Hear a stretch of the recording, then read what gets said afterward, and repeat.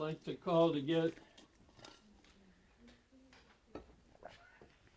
call everybody's attention to the Charter Township of Oxford Planning Commission regular meeting for February 26th, 2026. So we'll start by looking at the agenda with calling the meeting to order. And then we want to have everybody stand. We'll say the pledge to the flag. I pledge allegiance to the flag of the United States of America and to the republic for which stands one nation under God, indivisible, with liberty and justice for all.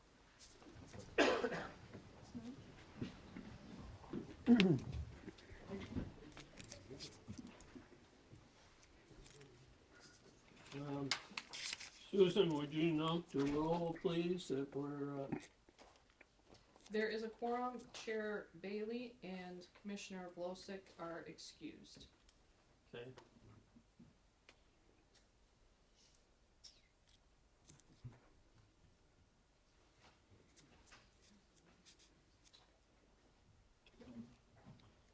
All right.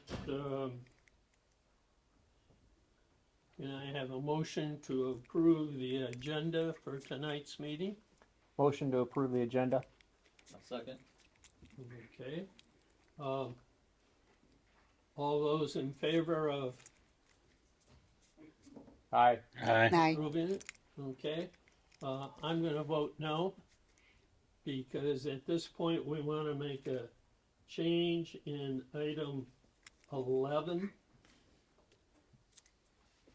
And Mateo, you want to come talk about that, please? Yeah, good evening. Mateo Passalacqua, Carly Wharton Associates. We're the planning consultants for the township. So it isn't so much a proposed amendment to the agenda. It's really more or less a clarification based on some feedback we've gotten regarding tonight's agenda. So we just wanted to kind of come up and clarify the items on the agenda tonight and kind of establish that they are separate items to be considered by the planning commission. So the first items up are public hearings for text amendments. One is for mixed use zoning in the township. The other one is for allowing retail and office. The third item is a final site plan review for Aldi. Those are all three separate items that are not related to each other. In the essence that there may have been some confusion regarding what you were discussing tonight in the site plans that were in front of you and the text amendments that were in front of you. We'll go through each one at a time, discuss them, talk about what's on them, but they are not related to each other in any way. They're in three separate items. So we just wanted to offer up that clarification for tonight's agenda. Okay. Everybody comfortable with the agenda with that modification? Yes. The clarification. Okay. Yep. All right. Item 5, conflict of interest. We have anything to report? Okay, moving on. I want to get a motion to approve the minutes from the January 22nd meeting. So motion for approval of the minutes, Planning Commission regular meeting, January 22nd, 2026. I'll second. Okay, all those in favor say aye. Aye. Okay, minutes approved. All right, the next item is public comment on items not on the agenda, not scheduled for tonight. So if there's someone that would like to speak from the audience, this is your opportunity to come up to the podium here, state your name and address, and you will have up to 3 minutes to speak.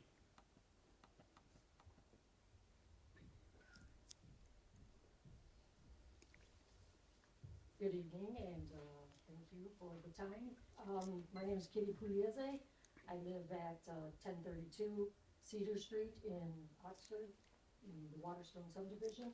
I have a question pertaining to notification of zoning changes and things of that nature. what is the distance of, notification to the residents closest to those parcels or, areas that are up for zoning changes? Anybody know that? Ma'am, you're not gonna get feedback from the board, it's your 3 minutes to talk. Okay, So if maybe later in their comments, they may answer it, okay. but right now you're not gonna get back and forth. Okay, thank you, I just saw puzzled looks on their faces, so I wondered. It's 300 feet.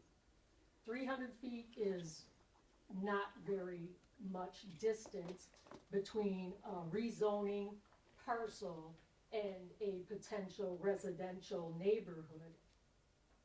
Once upon a time, I think it was maybe 500 or 800 feet. I personally feel that within the subdivisions and within the areas of Oxford, a lot of the areas are more rural. Zoning changes and notifications of people who live within these zoning changes or potential zoning changes, there should be at least 1,000 feet. Within 1,000 feet of those zoning changes, residents should be notified by mail of the potential zoning changes. That's my point tonight for now. Thank you. Thank you.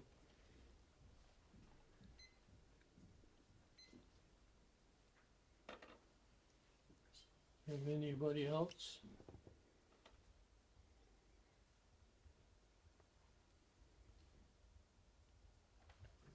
Okay.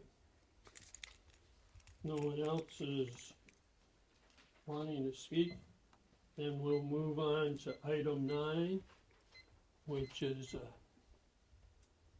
public hearing, and we'll start out with Mateo. Yeah, Mr. Chairman, first, commissioner comments, if there are any. Oh, okay. Commissioners have any comment? No. Nope. Nope.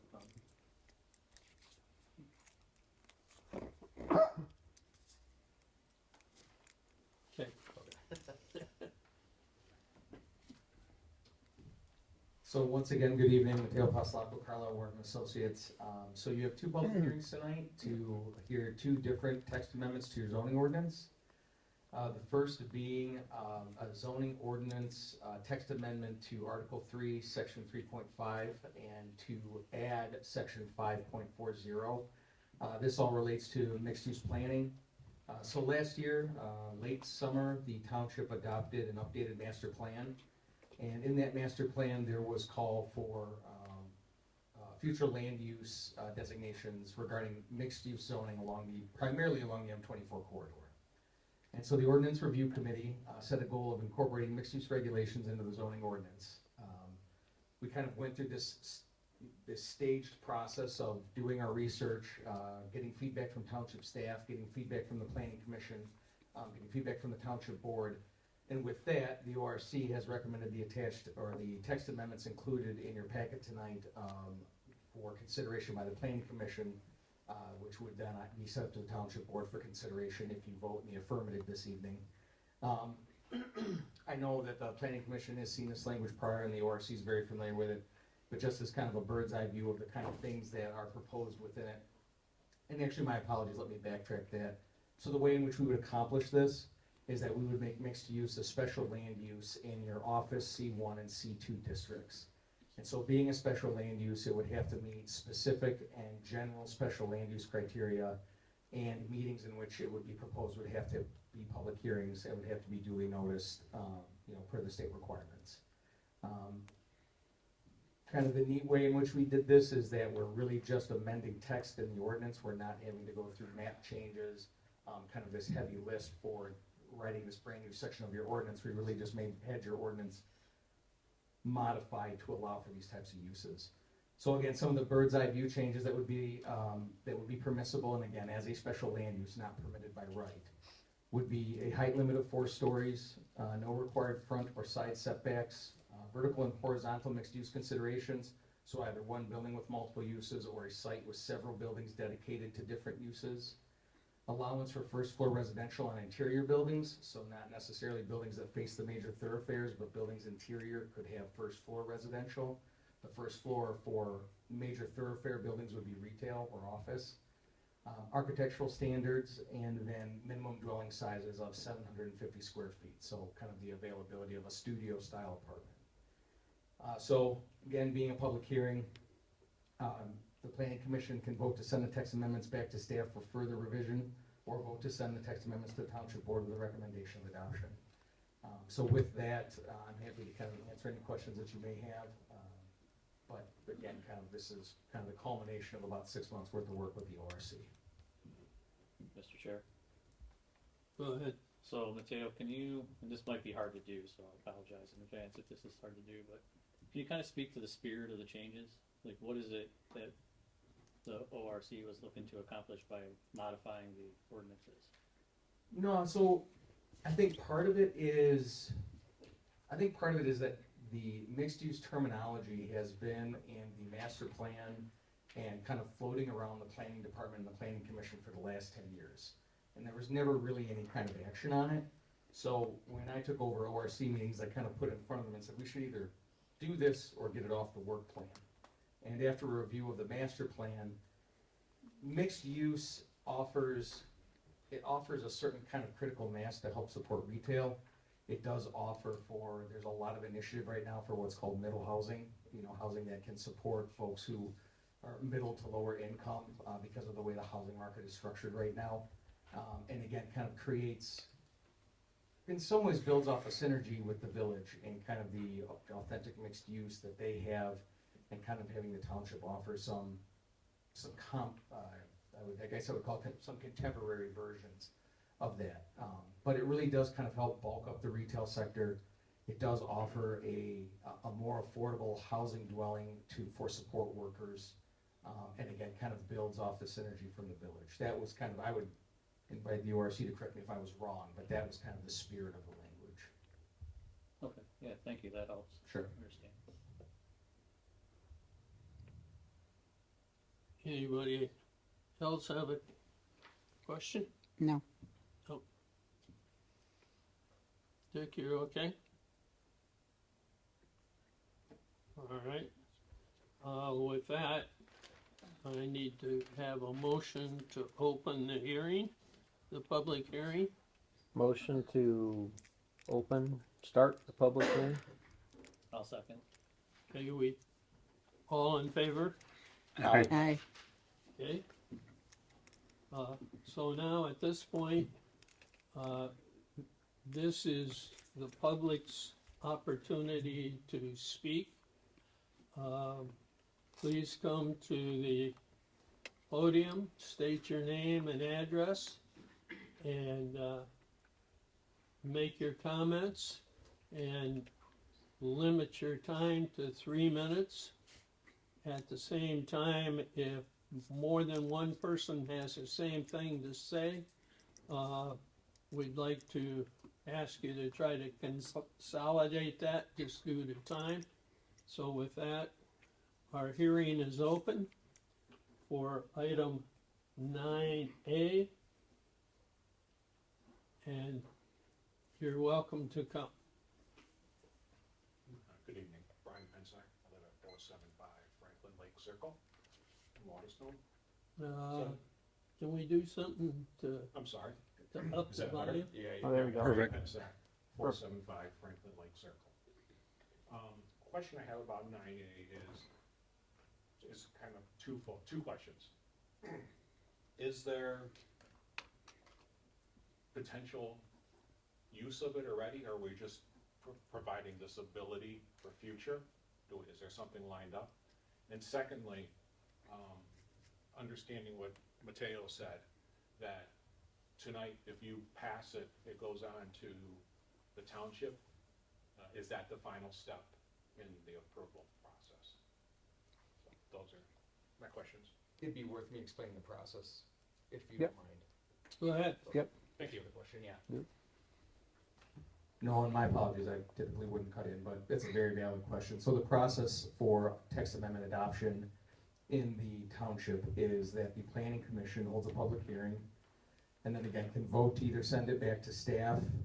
You can vote to just be done with it. It's a straight denial. You can vote to send it back to staff with kind of guidance on tweaks you'd like to see, or you can vote to recommend it to the township board. If you vote to send it to the township board at a regular meeting, not a public hearing, would consider a first reading in which this would be presented to them in the same way, we would ask questions.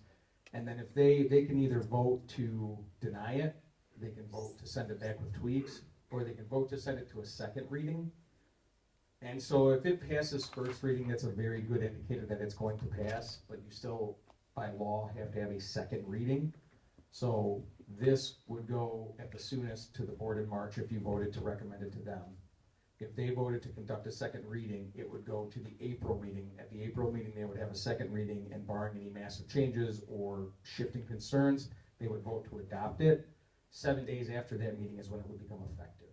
So mid-April, if these ordinances work their way to the board. And since you've gone that far with your explanation, can we answer the lady's question about how the public knows that it's been approved or denied? So as far as it being approved or denied, you would need to either attend the meeting, read the minutes, or again, 7 days afterwards, the ordinance will be updated into your actual 450-page ordinance and put online. So unless that there's local media that covers and posts something about it, those would be the ways in which you would know it's then effective. But if things move at the next step process, the soonest these would be effective is mid-April. Okay, and it also would be published in the Oxford Leader, right? Yes, And it has been, notice of adoption would be in the Notice. Oxford Leader, correct? Thank you.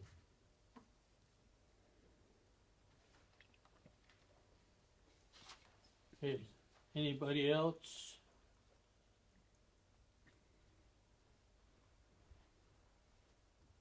Good evening, Mary Ann Keynes, 149 Stony Lake Drive, part of the Stony Lake Village Condo Association Waterstone Community. I'm very concerned about the modification and the addition of section 5.4 as it relates to special land use being associated with C1, C2, and office rezoning. Special land use is a very odd category, and it can include very unfavorable things such as data centers. And to associate those with those other zoning and doing mixed use, I think is very concerning. I look at my own community in Waterstone. We have undeveloped parcels with those zoning codes, and there are many unfavorable things that I would look not to have in our community. The addition of section 5.4, I feel needs to be totally wiped out and denied. I can't see where we need a 4-story structure in a residential area. I mean, who wants office staff or studio apartment residents looking into your bedroom windows? That's excessive. I can understand having retail and having an apartment above 2-story, but why do we need 4-story? I think it's very, very liberal in the verbiage and what could come out of this. And I think it's excessive for the Oxford Township. We're not a village, we're not a main street. And taking these type of things and putting them in residential areas is frightening to me. And I feel that right now the way it's written is very, very liberal, and I'd like to see it go back to staff. I'd like to see it eliminated. I don't think that we need this. And I'm very concerned about some of the parcels and having a 4-story development. And this way, if it's written into the ordinance, we as residents would have no say in it, because if the ordinance allows it, and some proposal comes in and it meets the ordinance requirements, it's a done deal. We have no input to it, no public hearings, and I feel that really you need the input of residents to make this township what we want a place to live in. Thank you very much. Thank you. Thank you. Good job. Good job. Thank you very much.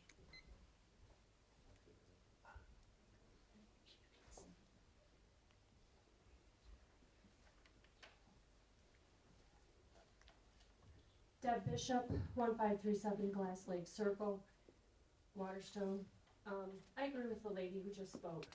We moved out here for a small town. We wanted to live in a city. I'd have stayed in Troy. Very good.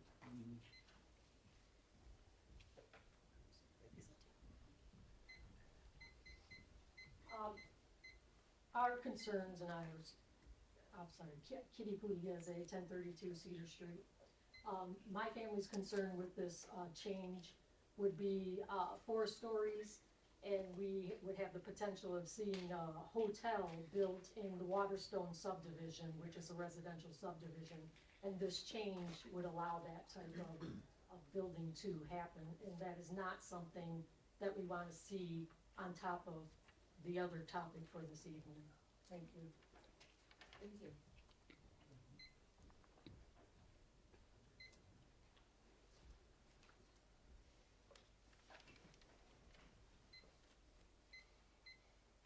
My name is Sarah Conklin. I don't live in Oxford, but I have a business in Oxford at 850 South Lapeer. I can't speak so much to Article A, but B, I think it would be an improvement at that end of Oxford in the O district, as I am now, to bring a little life with some retail in there. Right now it's pretty drab. I know there's retail on one side of the road, on the Oxford, the O district, there's not. But it's kind of sad, and I would like to see, hopefully, some joy brought back into Oxford in that section.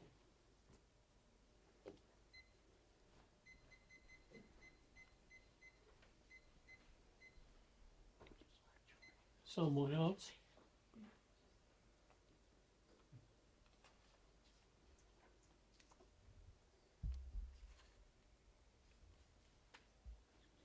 If there's no one else that would like to speak, I'll take a motion to close the hearing. So motion to close the public hearing on 9A. I'll second. All those in favor? Aye. Aye. Aye. Okay. At this point, are there any questions, comments from the board? Maybe Mateo, maybe you can address the ability to use this ordinance to put 4-story buildings in residential areas. Sure. So the way this ordinance is structured right now, excuse me, is that mixed uses would be special land uses in office C1 and C2. So there is not a permitted by right path for a mixed use development in the township with this language. If a project was proposed, it would require a public hearing, and the notice of every property within 300 feet of where it was being proposed would be served by mail notice of that meeting, and it would be posted online, posted in public. Office C1 and C2 are prevalent along M24. Per the rezonings that have taken place, I am not familiar with those zoning districts being within the Waterstone community, minus the frontage along M24. So this ordinance is not making for this. These types of developments would not be allowed in R1A, R1, R2, R3. Any of your single family home districts, these would not be allowed. Where they are allowed via special land use, which has some discretionary ability by the planning commission to say yes or no. It's not just, hey, if they meet the setbacks and if they meet the landscaping requirements, you have to say yes. It's, how do we feel about this? What does our master plan say? Is it appropriate for the context of the area that it's being proposed? You have a little bit of subjective discretion in those decisions, but it is only in office C1, O, C1, and C2, which are predominantly found along M24. Thank you for that clarification. Sure.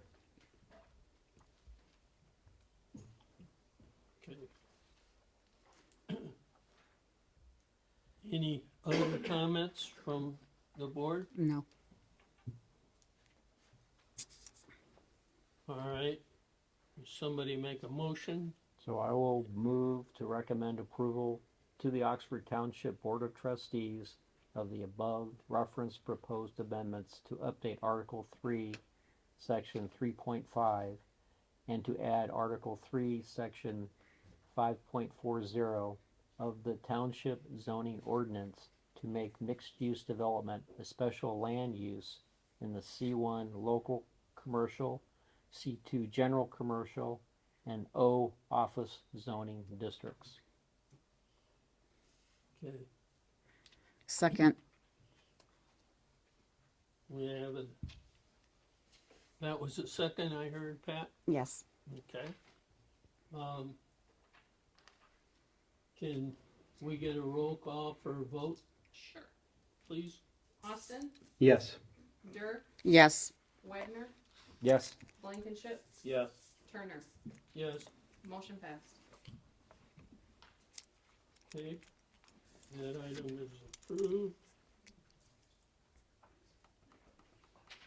Moving on to item 9B. So, motion to open a public hearing for 9B. Okay, Second. second. All those in favor say aye. Aye. All right, now we're moving on to this 9B, the zoning ordinance changes for Article 3, 3.4, 3.5, as they appear. And Mateo, would you please? Yeah, so the second public hearing item we have on tonight's agenda is the zoning ordinance text amendments to update Article 3, Section 3.4 and 3.5 to allow retail uses up to 10,000 square feet gross floor area in your office district. So while separate from A, this is also kind of an effort by the ORC to kind of take the master plan that was adopted last year and really try to focus on making more uses available in your zoning districts, in your commercial zoning districts. So currently you have an office district that is, for the most part, found on South Lapeer Road on the west side of the road, kind of nestled between some C1 and C2 zoning. And then I believe the McLaren site is zoned office. And with the exception of a few sliver lots up north of Dunlap, that's all the office zoning you have. Pre-COVID, office was stagnant. Post-COVID, it struggled. And you really do not have any kind of traditional office park development in your community. I would say that most folks drive up and down 24 every day, not knowing the difference between what is zoned retail and what is zoned office, because the properties are somewhat interchangeable in their appearance and even some of the way they function.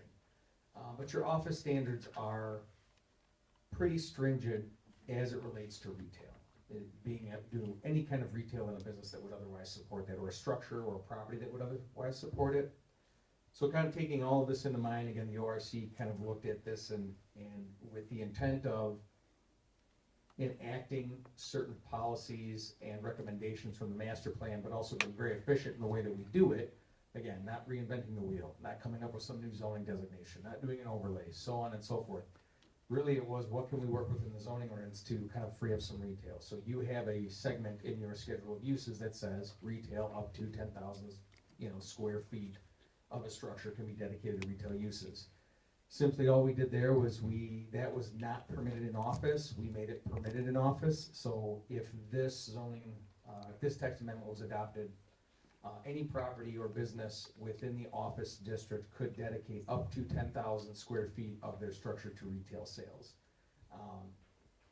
For some buildings, that's most of it. For others, it might just be a portion, but it at least allows a little bit of flexibility in a district that we think could support retail as it's set up, and offers those property owners a little bit more options for the viability of their property. So with that, again, I'd be happy to answer any questions that you might have. Go ahead. Is that for only permanent structures, or is that for structures that can be removed? That would be permanent structures, so it's permanent structures related to the principal use. We do have temporary sales permits that the township that are typically associated with, I'm not gonna call it a temporary structure, but a temporary setup. And those are allowed in any district. But this strictly relates to the permanent principal structure on the property. Now, someone could come in with a site plan and say, now that I can do this, I'd like to build X, Y, Z. Yeah. And we would look at it the way we look at any district review.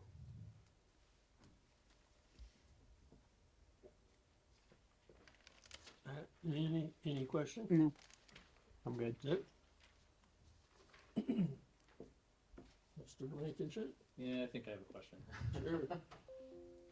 So, just so I'm completely super clear on this. This is really to open up the idea of, right now, we're really strict about, it's just office space, right? And this allows some retail establishments to maybe move into the township, open a business, have some office space above it. The first floor would be retail. Is that, how do I understand this? Yeah, that's, I mean, I guess that's fair.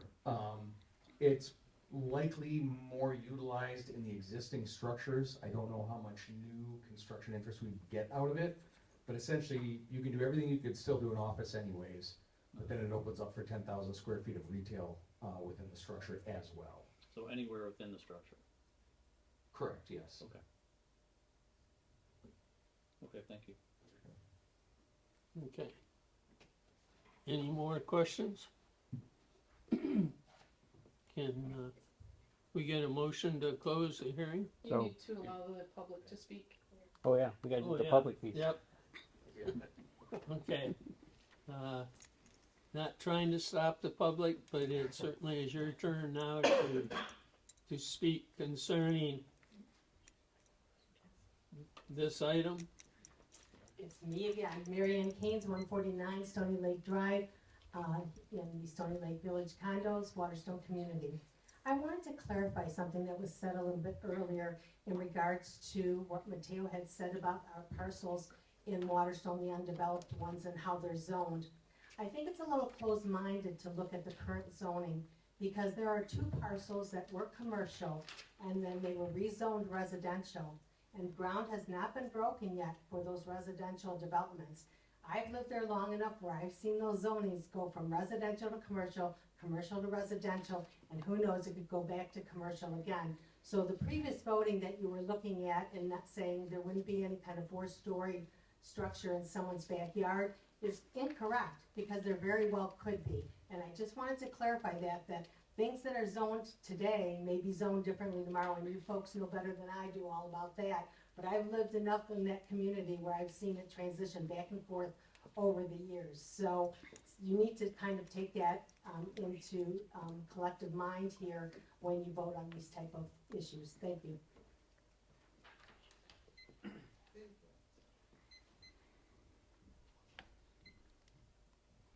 I'd like to, Kitty Pugliese, 1032 Cedar Street, like to also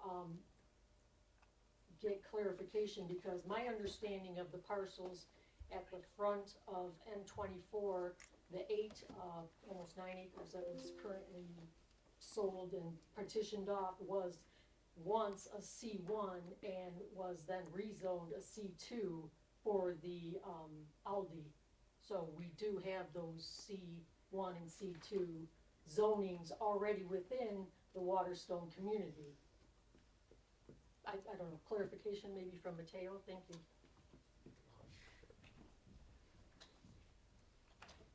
If you, Go ahead. it may be easiest if we bring up the zoning map here.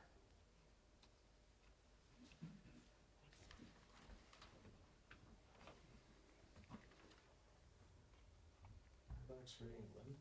We'll find it. Sister Siggy? Stonehenge. Thinking Stonehenge. Give me a second here.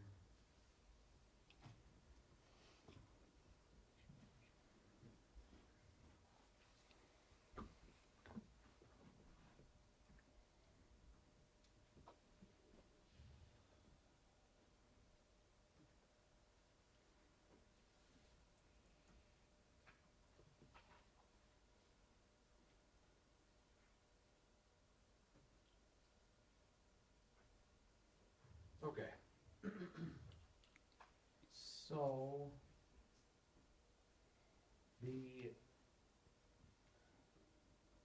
essentially for, I mean, we're a little bit back at mixed use, which is no problem, but for clarification, these grayish areas are your office districts, so down here on South Lapeer, and then the McLaren site here, and then again, I believe a little bit north. I thought we had a few in here, but it doesn't look like it. So those are the areas that we're saying we could open up, we could do 10,000 square foot of retail. as it relates to the mixed-use conversation, the dark red, the purplish pink I'll go with, and the grayish office is where the mixed-use special land use would be available for an application. So I know that a lot of the conversation is revolving around the Waterstone sites, and so obviously, you know, this is the Waterstone development, and so the only areas currently zoned as they are, where the mixed use could go are, again, kind of this reddish, this pinkish purple, this red, these would be the areas where you could do it. There is no zoning within the development itself where this would be allowed under your current zoning and with the language as it's written today. Now I'll leave that tab there in case we need it again. Give me 1 second.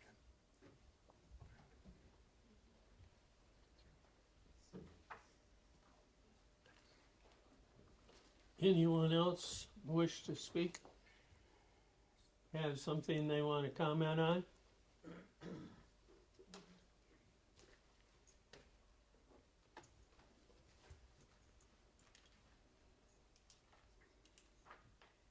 Okay, motion. Any chance you could pull that map up Oh. one more time? Pardon? Any chance you would be able to pull that map up one more time so I can take pictures of it? I can't, go ahead, I can't hear. She wants to see the map one Oh. last time. And again, yeah, it is available on the township website. I know they just redid it, but if you search it, it'll come up. Alright, thank you. Yep. Okay. Well, Okay, motion to close the public hearing for item 9B. I'll second. All in favor? Aye. Aye. Okay.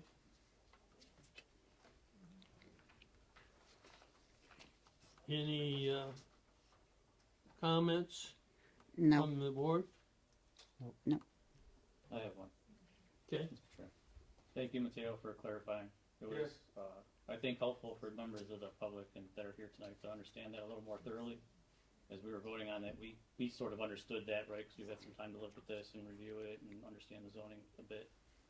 But it was somewhat of a hesitation to vote with so much opposition, right? But knowing that's where the areas were, you know, that's why we voted the way we did, I feel.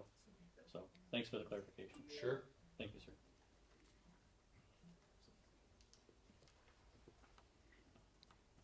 Okay, I move to recommend approval of the Oxford Township Board of Trustees of the above referenced proposed amendments to update Article 3, Section 3.4 and Section 3.5 of the Township zoning ordinance to allow retail use up to 10,000 square feet in gross floor area in the Office O zoning district. I'll second. okay, we have a second. Can we take a vote, please?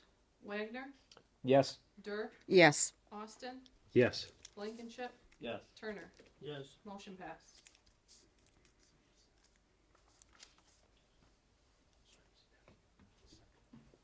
Okay, both 9A and 9B will now be taken up to the township board for their review and approval before it becomes part of our plan.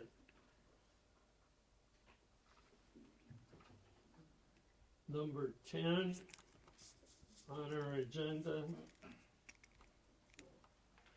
I don't know of any unfinished business that anybody has. So we'll move to item 11.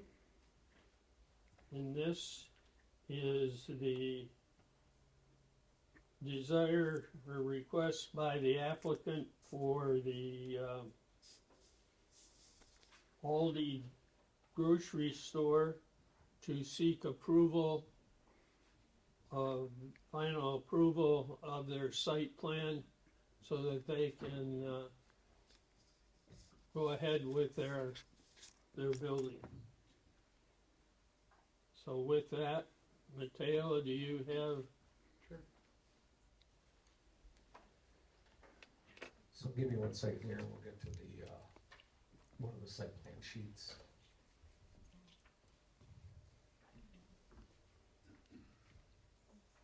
No, all right, let's see, let's find a pretty one to look at.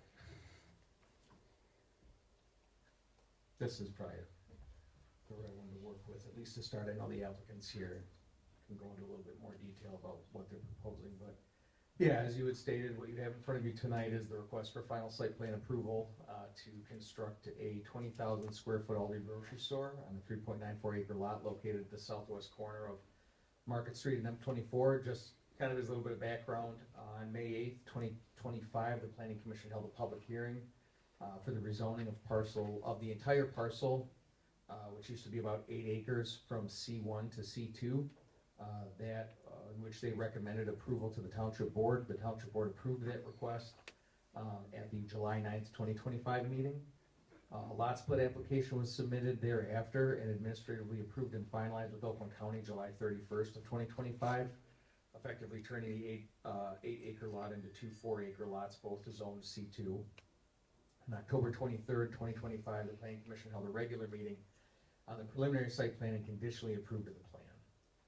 So with that, I've got a few kind of quick notes, but kind of big picture, the site plan is substantially the same as what you saw in preliminary. No major features have moved or changed. Really, the step from preliminary to final was just some additional information as related to lighting. Some different clarifications with some of the retaining areas that they want to build wall-wise, but for the most part, the plan is substantially the same as what you saw back in October last year. So with that, and kind of per those comments, the design does meet all the development standards for C2, general commercial. There's just some clarification that we would like made regarding some reference to the south lot line and side yards and rear yards. Again, those are clerical items that just need to be cleaned up and we can administratively review and approve. For natural resources, the southeastern portion of the site contains some steep slopes, but that's partly due to the golf cart tunnel path that runs along the rear of the property. There are berms and woodland clusters that exist along the eastern property line, but as we had discussed at preliminary, approximately 75 trees of the 89 mature trees on the site will be removed to accommodate proposed improvements as they provided in their tree survey. Access and circulation, again, the site has the 2 drives or the 2 access points along Market Street, including a 34-foot wide western drive for 2-way traffic, and then an eastern drive, which would be relegated to turn right only exit. They have still left notes indicating the cross connection with the site, the neighboring site. We do promote cross connection when possible. So if a site plan comes forward for that parcel, there would also need to be an amendment to this one, but that's something that we typically try to promote to keep traffic off the roads.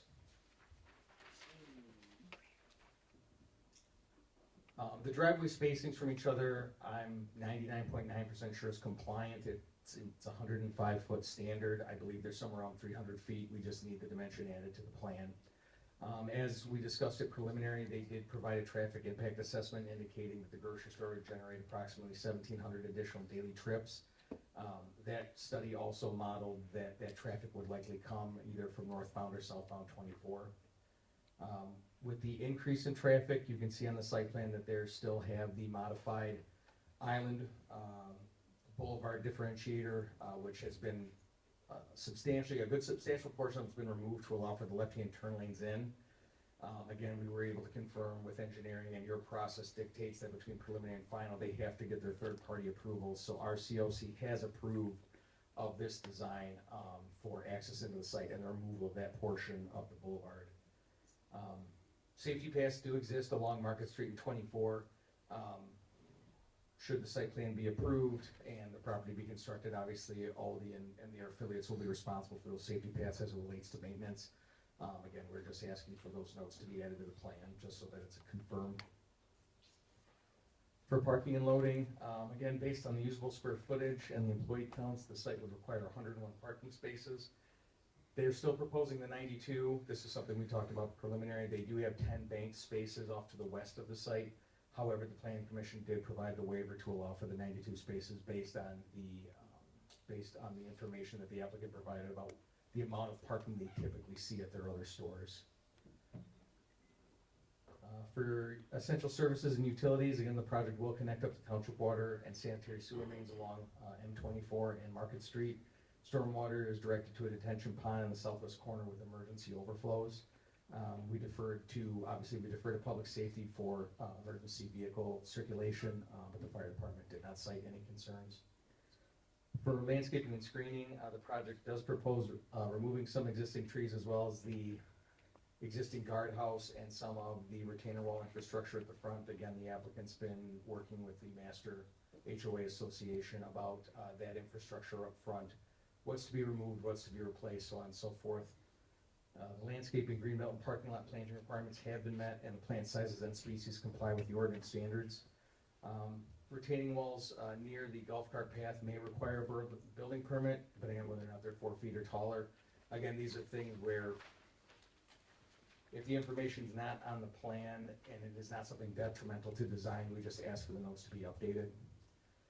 For the lighting, the photometric plan and fixture specifications were provided. Lighting levels at the main entrance do exceed the 20-foot candle maximum, but that's allowed as long as the fixtures are recessed into a canopy. Light poles are proposed at 29 feet, which is allowable in this district.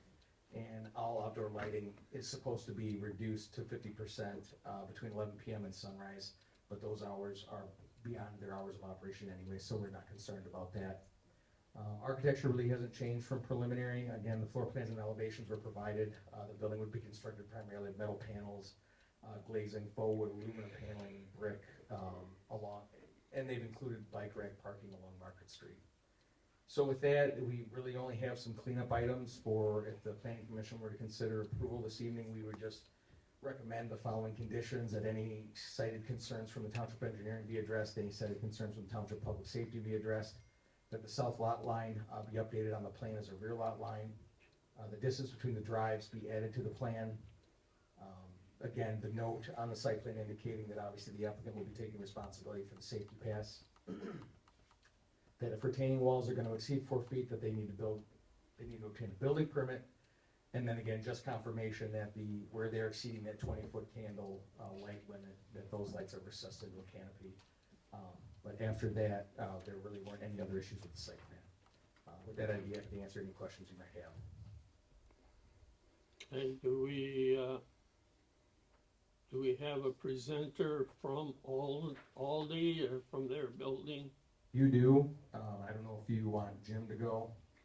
He's not that important, but you could go. I have some questions for Mateo. I looked for Jim, but if there's somebody representing Aldi, the corporation, Yeah, whichever way. wanted to present. Yeah, whichever way you want to go. I just Mr. want to make Chair. sure Yeah. that Jim needs to Mr. go. Chair, can I ask a question of Mateo first before we get to the Sure. applicant? Thank you, sir. As far as a site schedule, a building schedule, did the township receive that schedule from the applicant? I don't believe so. I think, obviously, that's a question they could answer this evening. Okay. Obviously, with the timing of things, I would assume, shovel in the ground in spring. Okay, thank you, sir. Sure. I'm waiting for Mr. Sharp. Anybody else have a question for Mateo? Nope. Okay. Do we have anybody representing Aldi? I see we have a drawing back there. Yes, good evening. Chris Chinkovich, Design Engineers, 2183 Plus Drive, Brighton, Michigan. We do have some drawings in the back. You have the drawings as well on the screen. If there's anything particular we need to point out, we can certainly do that. This development has changed just slightly since the last time we were here back in October. And that was really just to address planning and engineering review comments, comments from the public. We went through and just did some little tweaking, but other than that, it's pretty much the same that you saw before. The 20,000 square foot single story commercial building. And as pointed out, it's going to be a masonry and metal panel finish on the building. Some of the revisions that we did make, I just want to point out, there was concerns about traffic along Market Street. So we did add in crosswalk striping for Market Street as well as our driveways. Modified signage location to provide better visibility of the pathway. And then added in some regulatory signs along Market Street indicating that U-turns are not permitted through that area. And so I just wanted to bring that up, that those changes were made. Outside of that, as we look at some of the comments received here, we have received sign off by Jim. I'm not going to take away from his time, but I've already stolen all my thunder.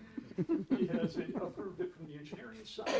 We have received approvals from Oakland County Road Commission, and the couple of minor modifications that have been requested here from the planner, Matteo. We have actually already made those changes on our plan set. We were just waiting to get through this evening. If there are any other changes we have to make prior to resubmitting, I'm assuming we'll have to resubmit before we go to the board. But we have already made those changes. I will point out in regards to Market Street, we are actually removing and replacing the entire safety path along there. By the time we put in our driveways, the water lead, everything else, there's not much of that existing path left. So as far as maintenance goes, that's being replaced all the way from the guard tower to the west property line. And we did add notation in there to take care of any maintenance that would be necessary along N24 within that existing path that is to remain. Our retaining walls are less than 4 feet. In fact, they're less than 3 feet tall. And also the canopy lighting is all recessed can style lighting, or actually those are flush mount, but they are fully recessed up there. So I don't anticipate that to be an issue, and those details are called out on the plans. We will button that up with Matteo and make sure that that meets everything on that aspect. If you have any particular questions about the proposal, be happy to answer. Mr. Chair, it's me again. Go ahead. Can we scroll over to the landscaping plan, please? We sure can. Yeah, you'll move to there. I'm not a laptop guy, so Yeah, don't worry about it. Give me 2 seconds.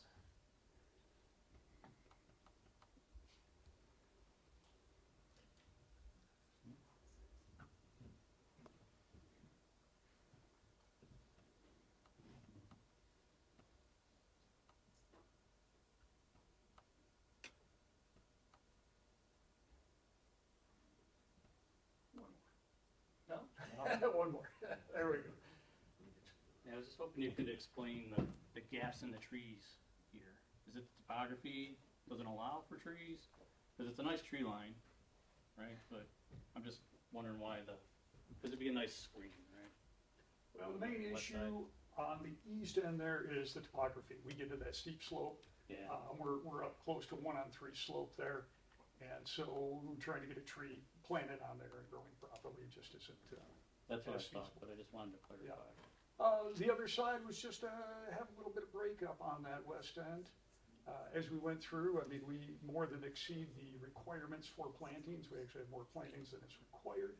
And so we had grouped different types of trees and just kind of broke those up to just provide some variety and not have just a continuous tree row. We wanted it to be broken up, a little visual, see a little bit of building from that aspect, see some landscaping, and just stagger those through things. All right.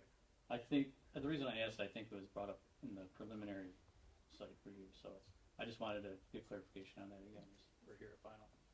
The other question I have is around the drive-in on Market Street. So if we could go to the traffic. The site plan I had a few minutes ago. Well, Probably there's just go another, to sheet R1. yeah, there's one that shows the directional arrows coming into the site. I think that one will probably help best illustrate the question. 54. Right there. Yep, that's the one, thank you. So when we talked the first time, right, I had expressed some concern about making a left turn out of there. Is that still going to be a feature of the exit at that entrance and exit? Yes, that was approved by the road commission. It was approved by the road commission, okay. I just wanted to make sure that they had reviewed that, because I had that concern, right, about cross-directional traffic and, Yeah, they actually had us move the nose of the western side, move that nose further out for that boulevard to accommodate those left-hand turns. Okay. Excuse me, there's gonna be a left turn allowed on Market? Yes, the western drive does allow for a So left the turn. entire island that's currently Would there? you please come up to the podium, give us your name? That's supposed to Mr. stop. Chair, Mr. Chair, That's supposed to stop. I would wait until Yeah. the applicant is done and then Okay. the engineer is done and then allow for questions if you choose. That's fair. Excuse me, sorry. Okay, yeah, that was my question around that topic, so thank you very much. Anybody else have a question? No. So, okay. Okay. Mr. Jim?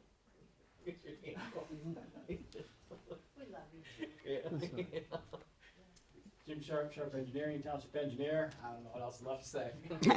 Thunderous. Planner and the developer did a great job of explaining all the engineering items. So, you should be in receipt or in the packet. You know, you have our Yep. review letter. So I'm just going to hit a couple quick things for those that don't want to. They can go on their phones and watch the Red Wings game while I reiterate what's already been said. But we did grant our. The way your process works is the applicant receives preliminary site plan. Then they go and get their engineering approvals, get everything ferreted out with us, and then once they do that, they apply for their permits, and then they come back for their final site Right. plan. So that's the process, just so people in the audience are aware. And we did grant our engineering approval back on January 8th. So since that time, they've been working with the necessary agencies to get their outside permits.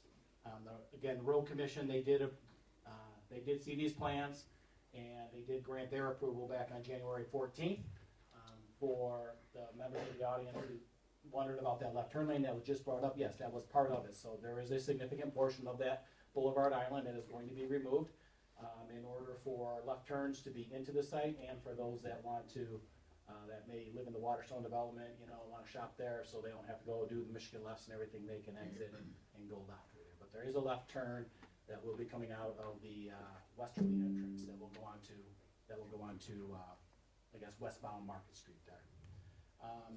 The water main has been approved through our office, through the WRC. It's currently with Eagle.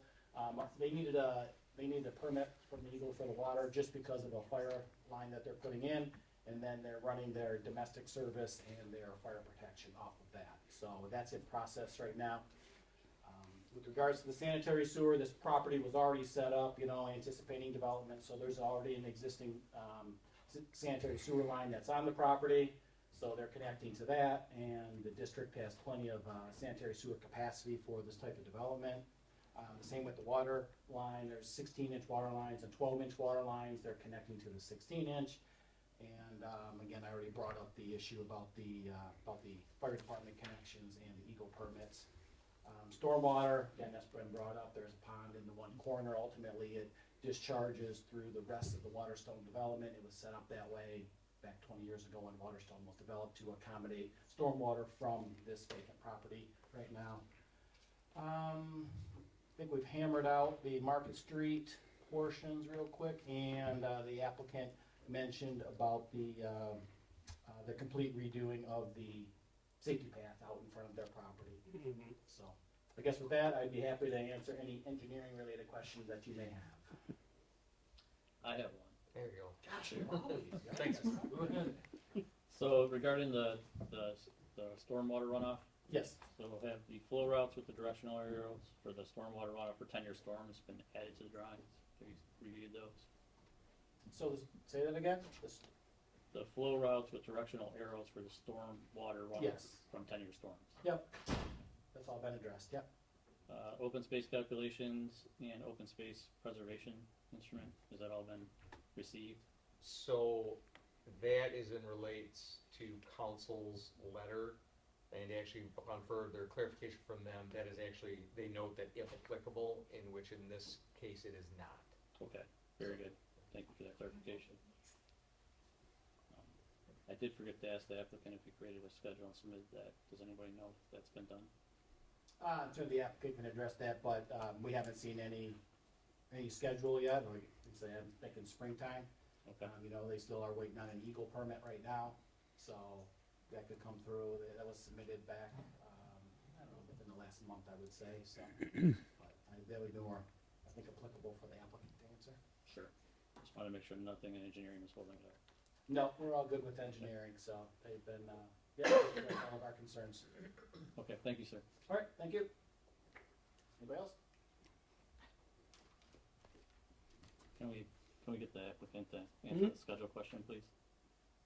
Would you mind having the applicant come back up and answering this question on the schedule? Thank you. So the project was just released for bid this week.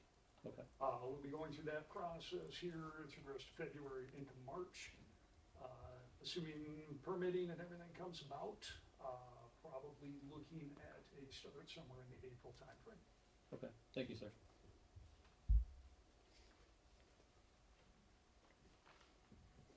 Okay, at this point, we would like to give the public a chance to come up with any questions you might have. This is not a formal hearing per se, but since so many of you are here, we thought there might be some issues or things that could be answered, so we open the floor to you folks. Mr. Chair, if I can just remind the public, if you come up and you have questions, the board here is not gonna engage in a back and forth. They will hold your questions and answer, and the applicant is not going to engage in a back and forth.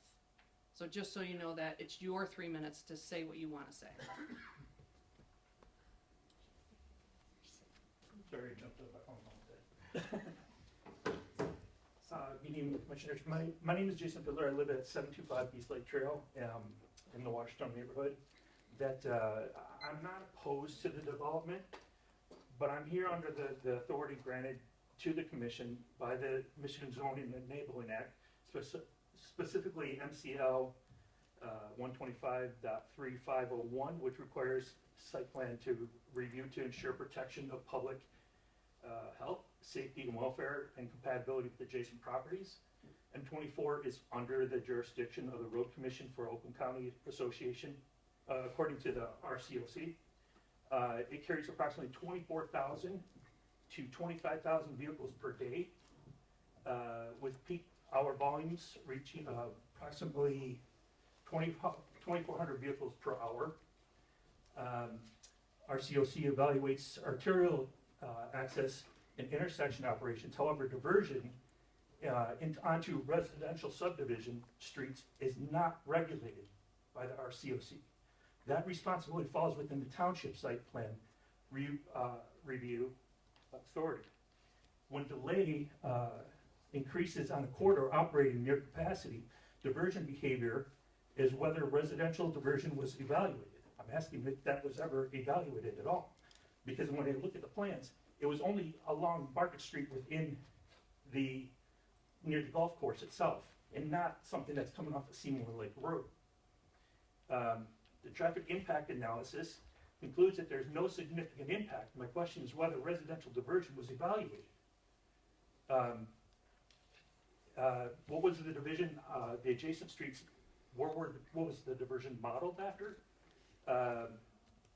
Sorry, I work in the basement, so. Was baseline traffic measured on the residential portion of Market Street? What was the current ADT and the 85th percentile speed there? Without the baseline residential data, it's not possible to determine whether the adjacent was actually modeled correctly. I also noticed that during this time, the review by the RCOC was done in July. Now, I don't know how many of you guys have kids, but in July, people are on vacation. They have the kids, they're not in school. I have 2 bus stops along East Lake Trail. Right now, I have people coming down my road because I work at home. I get to see them. They cut off the corner right there at Marketplace and Waterstone. They come from Seymour Lake Road, and they fly down my road because they don't have to stop. My daughter has epilepsy. This is not okay. Okay? You have a bunch of little kids, you have everything going through there. I don't see anything within these rules that says what happens after this has been approved. How is that gonna be governed? How is that speed limit, 25 miles an hour, gonna be governed? How is it gonna be taken care of? Is there a 30, 60, 90 after this? After the evaluation of the traffic? How is that gonna be monitored? I'm really not happy about this. Thank you. Thank you.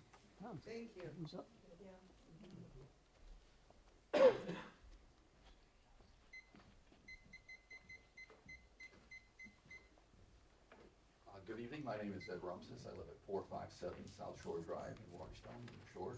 I just don't like all these being there. I think the left turn lane on the Market is just a disaster waiting to happen. Don't think that there's any thought about why this building had to be there in that particular in our subdivision. Just not happy that this is being built. I think it's gonna be more of a traffic hassle. I think we're gonna have more accidents. I don't think it's good for the community. It should be in the community, but not in Waterstone, in this area. Thank you for your time.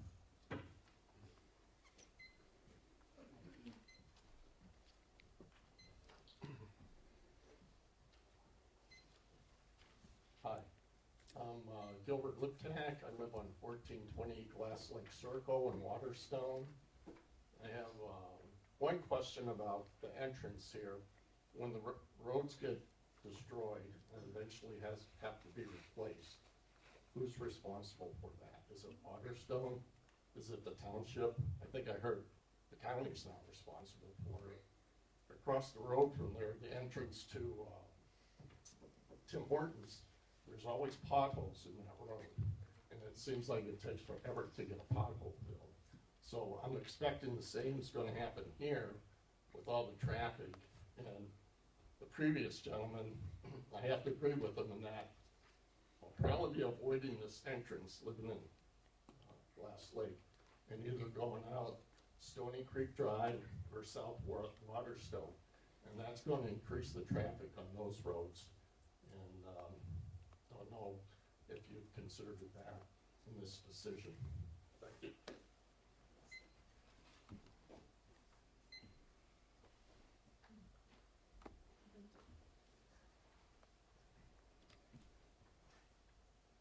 I know 3 strikes, I'm out, but this is my 3rd time up here. Marion Keynes, 149 Stony Lake Drive, Oxford Township, in the Waterstone community.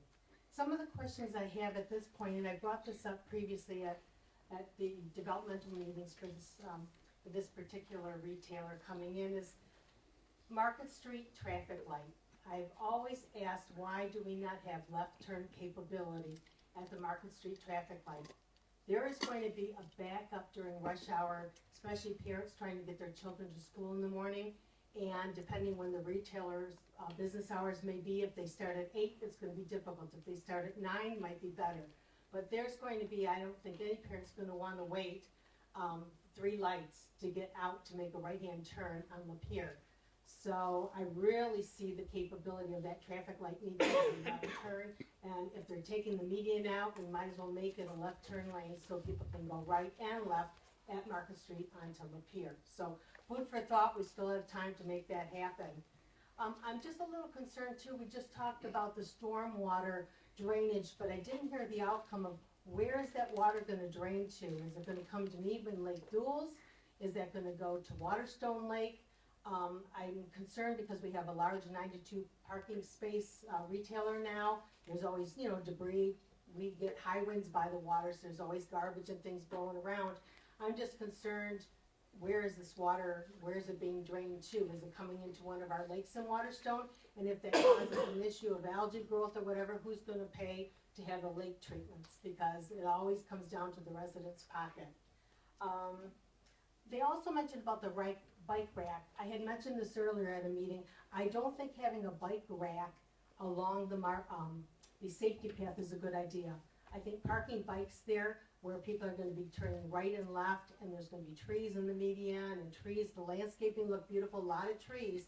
But in the fall, when the leaves start falling, who's gonna clean all those leaves up? Where are they gonna end up? But I think encouraging children to ride their bikes and park them there on that rack right along Market Street, it just adds to the confusion, the congestion that's gonna go there, and I'm afraid a child is gonna get hurt or even worse. And again, the gentleman had spoken before, my concern was always enforcement. People don't go 25 miles per hour now on Market Street, everybody in here will agree. It's very high. And who is going to enforce all the traffic and making sure, because I had never heard that the speed limit was gonna change from 25, that it was gonna remain that. So if that's going to be, who's going to enforce this? And I still have a concern too about fire engines. Can they get with those median cutouts, can they maneuver around? And what happens, because I see them, you know, unfortunately Independence Village, there's a lot of calls for EMS and for fire engines, especially early in the morning, and they're constantly going down Market Street. What if there's a backup of people trying to get out to go to school, to work, and people coming to shop? How are those emergency vehicles going to get around there? So those are my issues and my concerns. I still feel traffic's going to be an issue. Thank you.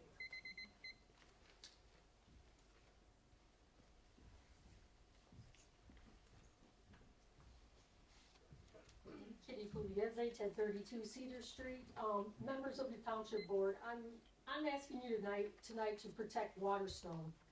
Okay, this isn't about whether Aldi is a good company or not. This is about whether the high traffic commercial entrance belongs inside of a residential subdivision. It doesn't, it really doesn't. It doesn't fit within the visual and operational status of a neighborhood of this type. There's a golf course within it. The loss of neighborhood cohesion is going to happen. It doesn't fit. It's like a puzzle piece that should have never been there, and you just got it anyway. The higher traffic volumes on the residential streets, they're not designed to higher commercial traffic flow. And we will get a lot of traffic coming from the Seymour Lake and Dunlop, because if you're over on the west side, outside of Waterstone, you're certainly not gonna take Seymour Lake Road up to Burdick Street to sit at the light to make a left turn on Washington to go over to Lapeer Road and turn into this Aldi store. It's just ridiculous. So people will ultimately and always cut through Waterstone to get to the Aldi store. Okay? More congestion, more noise, more air pollution diminishes the residents' quality of life. Mentioned already is the emergency access, the negative impact on home values. I was having an afternoon with my girlfriends, and I had to, you know, hear their opinions about this project. What would you think about an Aldi store being built within your neighborhood? And their nose was like, no. All of them shop Aldi, but they would not want that store within their neighborhood. It doesn't fit. It doesn't make sense.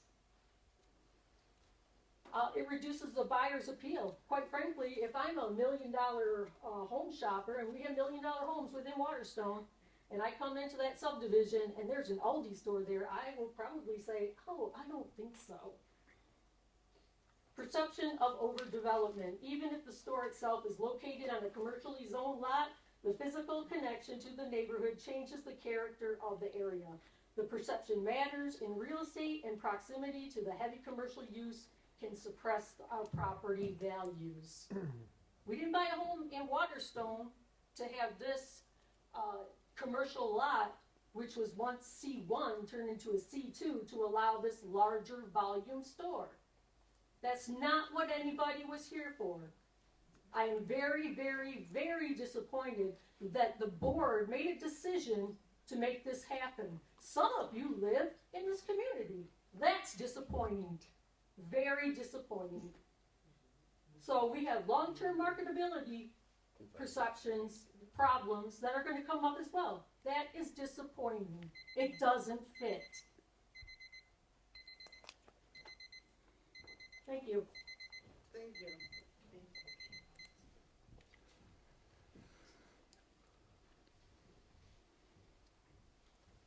Hi, my name is Janet Van Cleve and I live in 1340 Glass Lake Circle in the Gulf Highlands of Waterstone.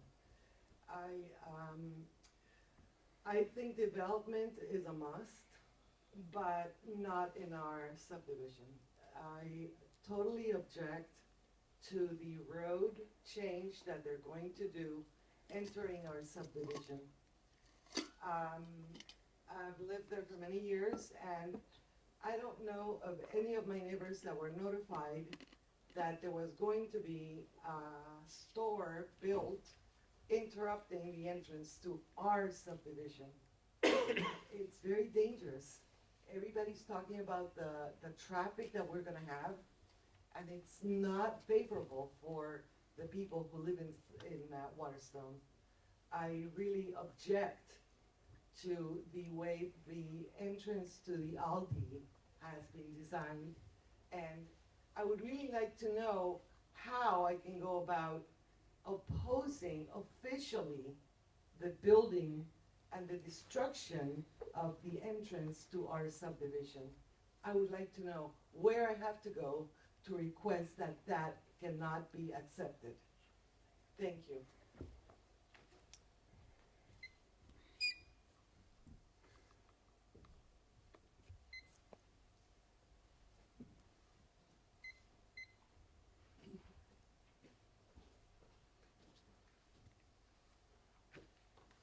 My name is Alex Lamasny, and I live at 621 East Lake Trail.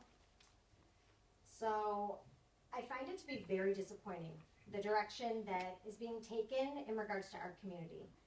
It seems that decisions are made too quickly to approve building structures rather than being selective and preserving the natural aesthetic of the community, which I feel is the biggest selling point for the area and the reason that most of us here in Oxford and that live in Waterstone choose to move there in the first place. Perfect example are all of the cannabis shops that were approved, which are now mostly vacant buildings. Aldi will not drive down prices of the competition, but will instead be placed in a neighborhood that will be dramatically affected due to traffic, because Market Street is a main bus route for the neighborhood, which I have 3 young children who take those buses. Increased future upkeep of the road with the large delivery trucks and the increased traffic flow, which I know was mentioned earlier. Not to mention the value of the prices of the homes. I hate that this development is intruding into the Waterstone community, but at this point, I do feel like it's a development that is going to happen regardless. But I do wonder, why not make all of the flow of the traffic come off of Lapeer Road? Why have it come in through Market Street? Or better yet, just move the Aldi to the opposite side of Lapeer Road. Why does it have to be the entrance of an actual subdivision where we all live? We've turned the roads of Dunlap, Market Street, Waterstone Drive, and Stony Lake Drive. They will be turned into main cross-through roadways because we know that surrounding areas will be cutting through the subdivision and not just taking Lapeer Road. So again, knowing that the amount of children that reside in the neighborhood, knowing that people are already flying down Market Street as is, and it is not very well patrolled as is, it's just going to get that much worse. I did not move here in order to have a grocery store placed in my subdivision. If I wanted that, I would have stayed on the east side of the state.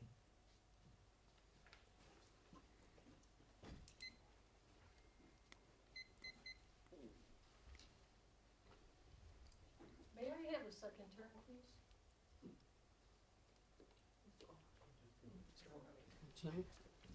I'm sorry, I can't answer.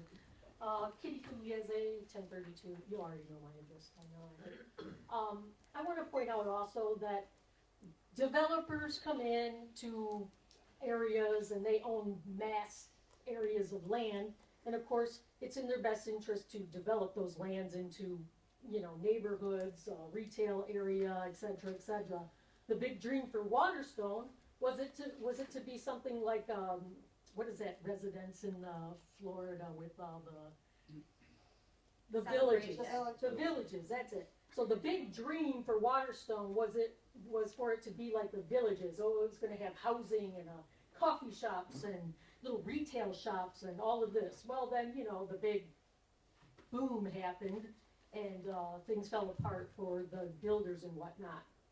So just because it's a developer's dream doesn't mean it's right for the neighborhood or for the community.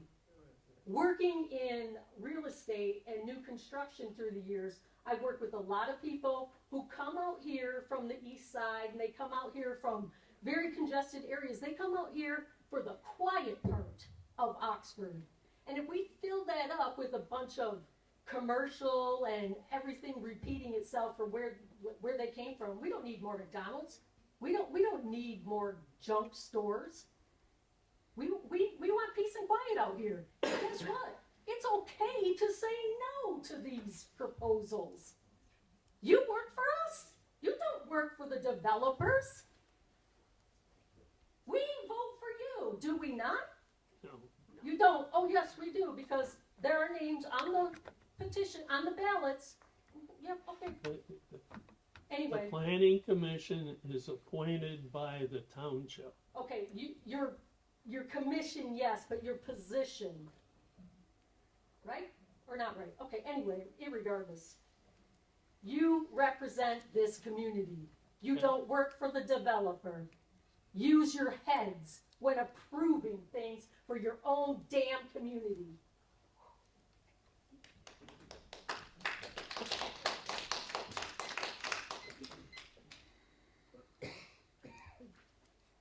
We have anybody else that would like to speak?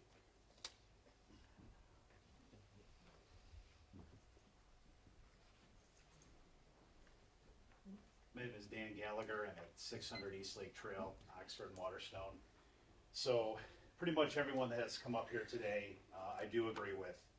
I used to live in Rochester for many years. My wife and I moved out here 7 years ago for the peace and quiet, and we've been very happy with it up until late.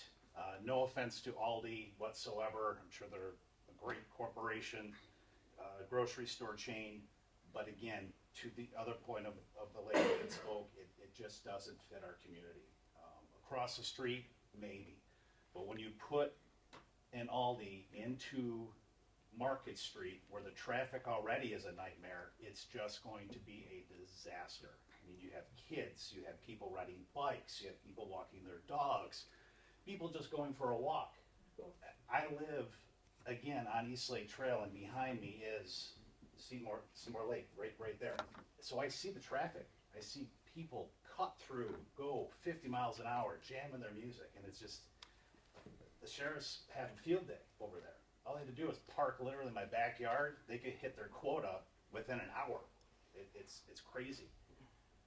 Point is how this is structured, especially the in and out of market, it just isn't feasible.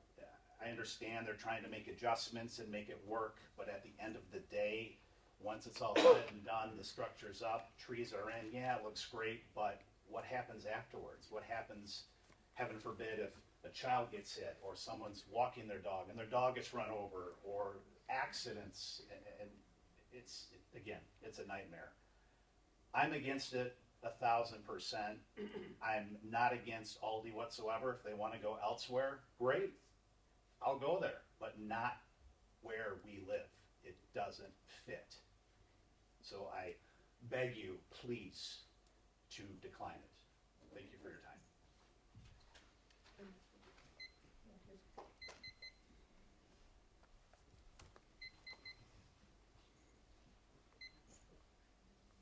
Deb Bishop, Glass Lake Circle.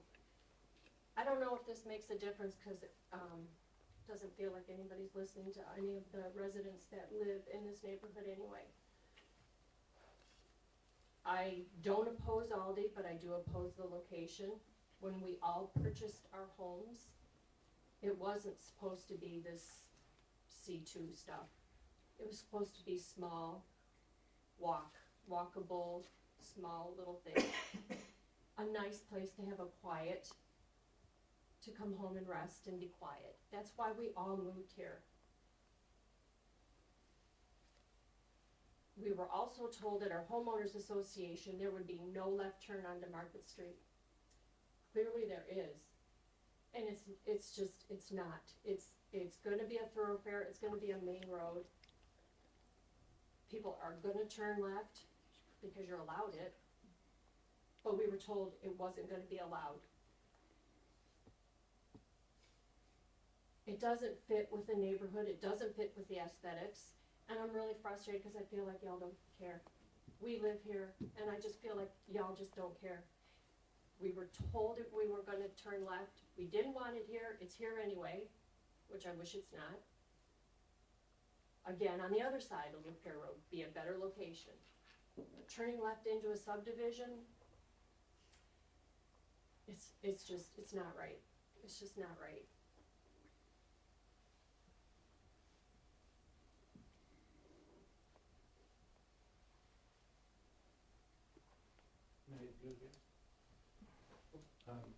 Sorry for my nerves earlier, but that's what happens when you work after COVID.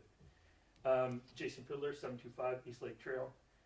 If this goes through, I'm asking for the requested conditions of approval. Pre-construction residential baseline study for a 24-hour court counts. I want that speed study, crash history documentation, post-occupancy monitoring, 6 months to 12 months, diversion trigger clause. If residential ADT increases by X% above baseline, mitigation measures are automatically implemented. I'm asking for development funded mitigation escrow, radar speed signs, traffic calming, turn restrictions if warranted, and enforcement and support if legally permissible. And a written confirmation from RCOC that projected delay that will not materially increase division or diversion when it comes from other streets. Again, you mentioned verdict. I cannot tell you how many times I've had verbal discussions, extremely loud ones, at people that drive down my street at 45, 50 miles an hour. It's a problem.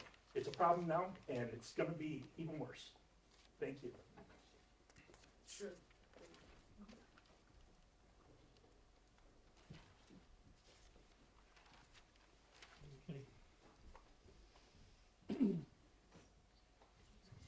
Hi, my name is Michelle Culver. I'm at 450 East Peninsula Court.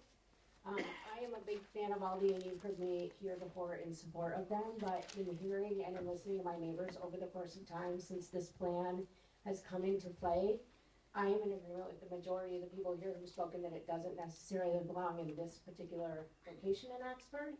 We do need choice for grocery in Oxford, and with some of the changes that we talked about earlier in this meeting, where you've approved retail to be added to office zoning in other locations uptown or down south of Drainer Road, perhaps there's an opportunity for the township to consider looking at placing this plan somewhere else that makes a bigger impact and has a lot less impact on the residents that moved into Waterstone for all the reasons that have been mentioned, including, I think, Mr. Austin.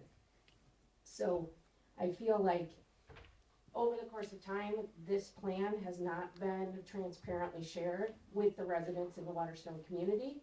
It has been talked about in the Oxford Leader, but most of these people that are here today have not been at previous meetings that I've been at. So I think as things transpired in the fall is when the word started to get out that Aldi was coming, and there has been little time for community feedback, and this meeting, with one notice in the paper, was not well publicized either, outside of social media channels. So again, no one in the neighborhood got mail about this meeting, and this site plan has not been shared broadly in the Waterstone community. And several of the concerns that have been brought up today relative to traffic, turning out left into the neighborhood is concerning to me. We walk through there all the time with the dogs. It's not safe. Kids on their bikes through an area where people are turning in and out and they're not familiar is not safe. School bus routes up and down Market Street alongside commercial traffic are not safe. So please reconsider the plans for tonight and maybe put it on a docket for discussion for perhaps one of these other locations that might be more suitable for retail traffic of this nature, to bring such a great resource to our community, but in a different location and not in the residential district. Thank you.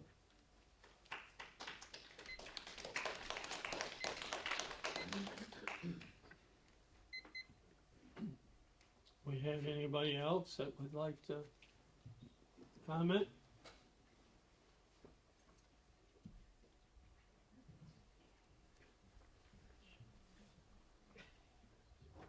My name is Dan Kosiski, 762 Westlake Ave, Oxford.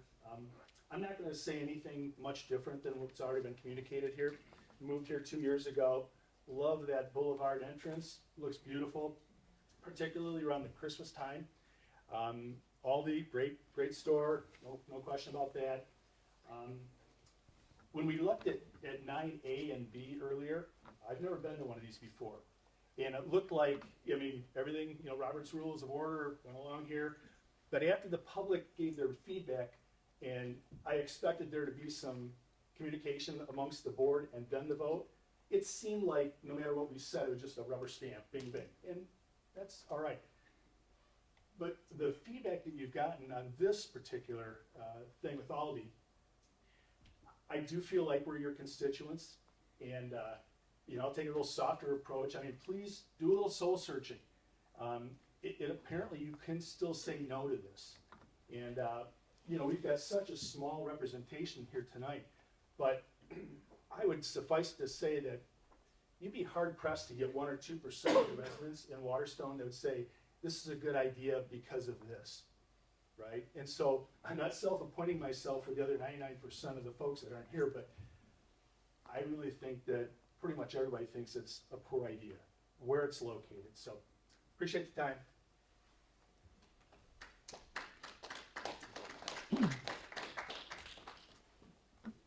Anyone else that would like to comment?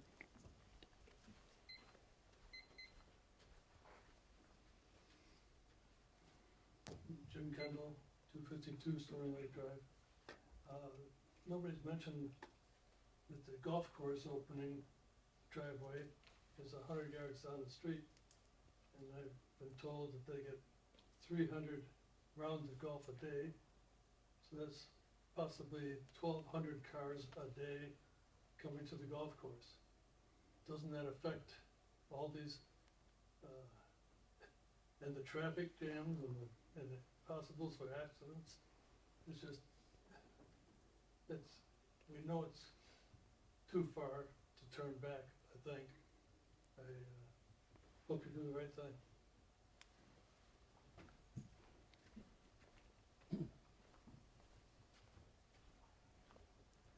Anybody here want to comment?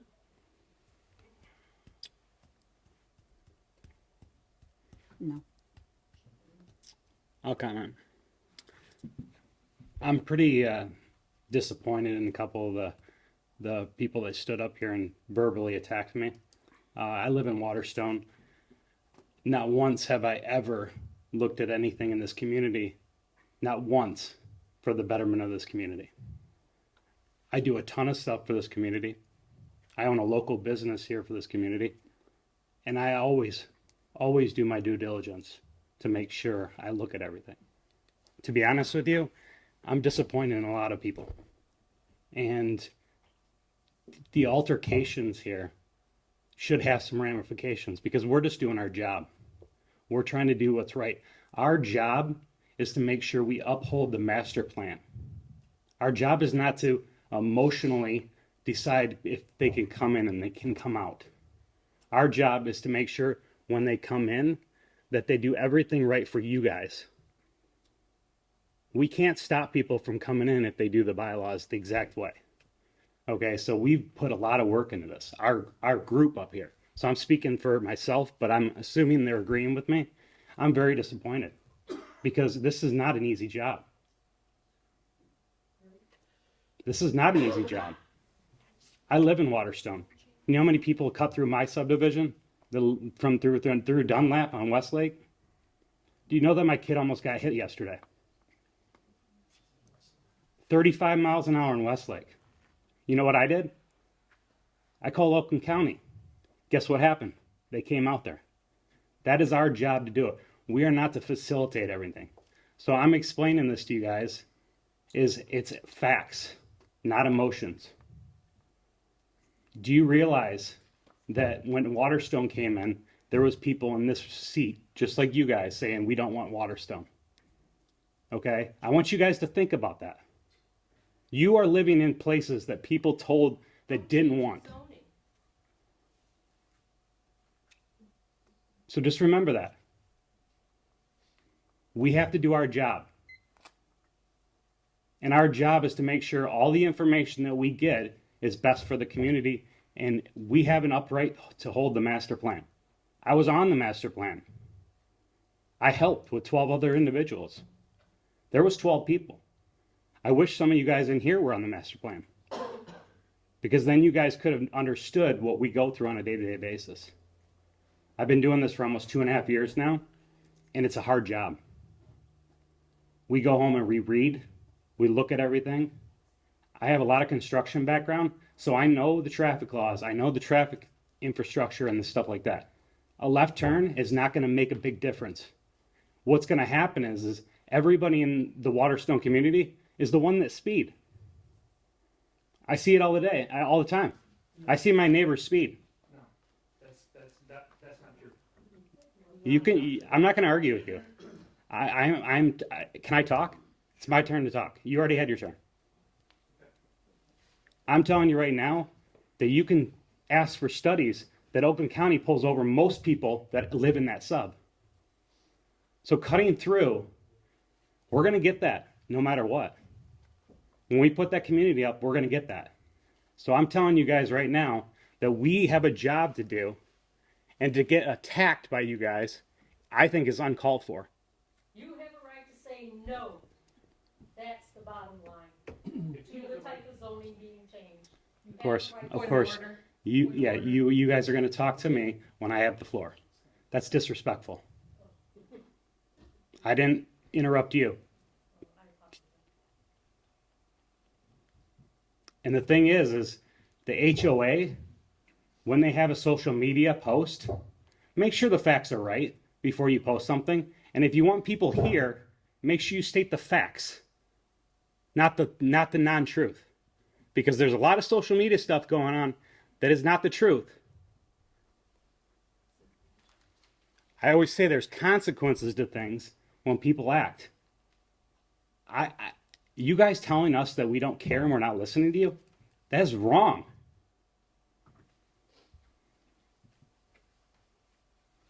I've been in this community for 42 years. I've never once, ever done anything to affect this community. I've done everything to help it. And I'm voicing my opinion right now so you guys understand where I'm at with this decision. It's the facts, not emotions. So you guys can be mad at me all you want. But I have a right to do what the community is. Now, if there were 600 people in this room, we might be having a different conversation.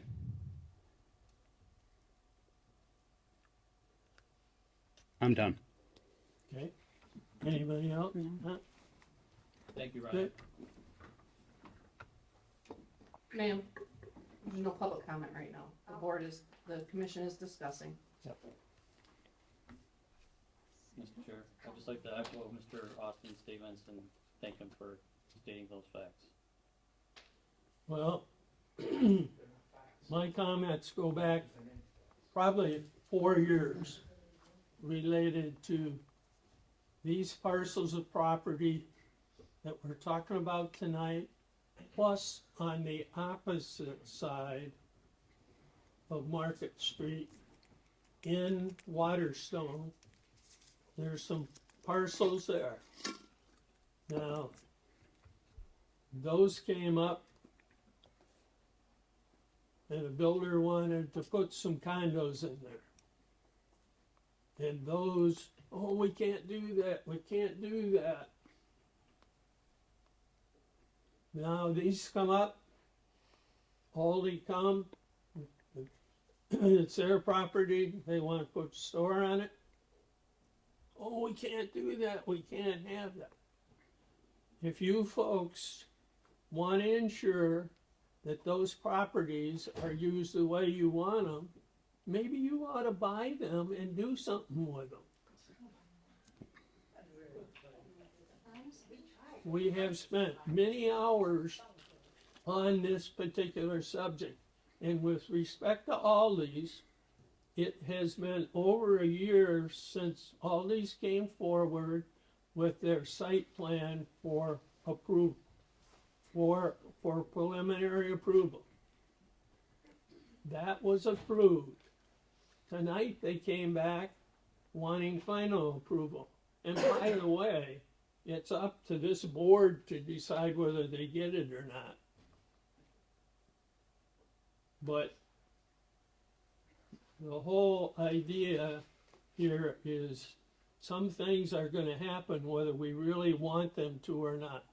Traffic, I understand. And you're just part of the traffic. You built houses and you moved into this area. And there's all kinds of traffic on M24 from your cars. And when they get done out on Drainer Road, you're going to have a lot more traffic.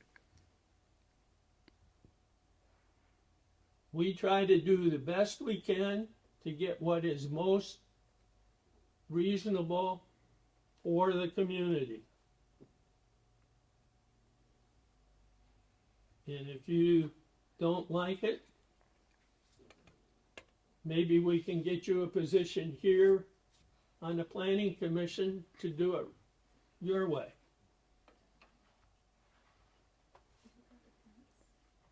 And with that, do we have a motion to vote on this? Okay.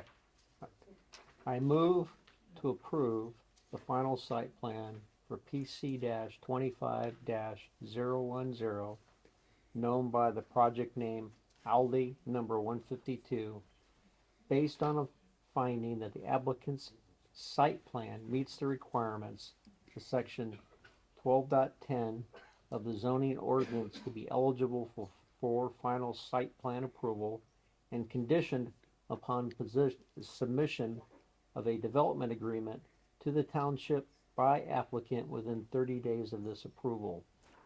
In addition, the following must be submitted for the applicant to obtain final site plan approval. 1.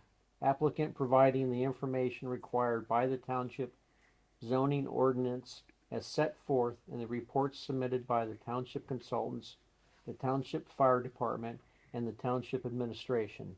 And 2.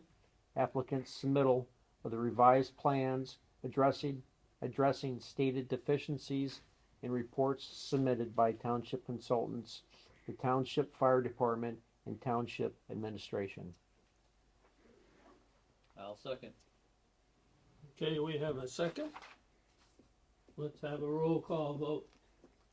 Blankenship, Yes. Durr, Yes. Austin, Yes. Wagner, Yes. Turner. Yes. Motion passed.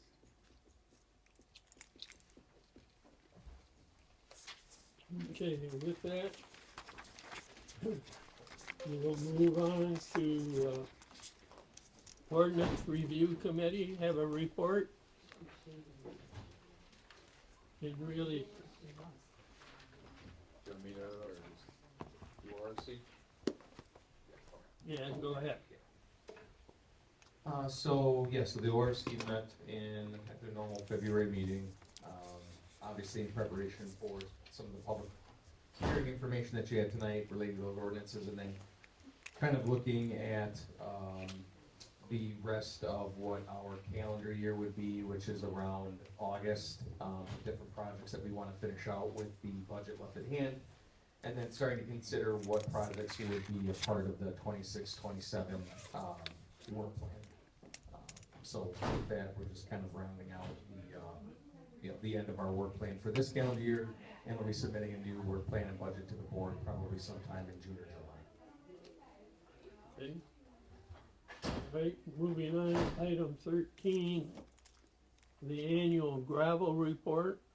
Do we have anyone here that went on that tour? I did. You already reported out on that tour. Okay, so we're all set there? Yep. And then, number 14, you have anything more? Any more report, I think Mateo forgot to put it in the packet. I'm sorry. No, it's, if you go online, it's, It's in there. there is one in there. Oh, is it? Yeah. Oh, 2 pages. So I'm not sorry. Sorry, Anyway, not sorry. The monthly engineering report of, projects that are happening in the community, should be in your packet. Just if you have any questions, here I am. No? Good. Okay, All right. thank you. Oh, Thank hold you. on. Well, I got one.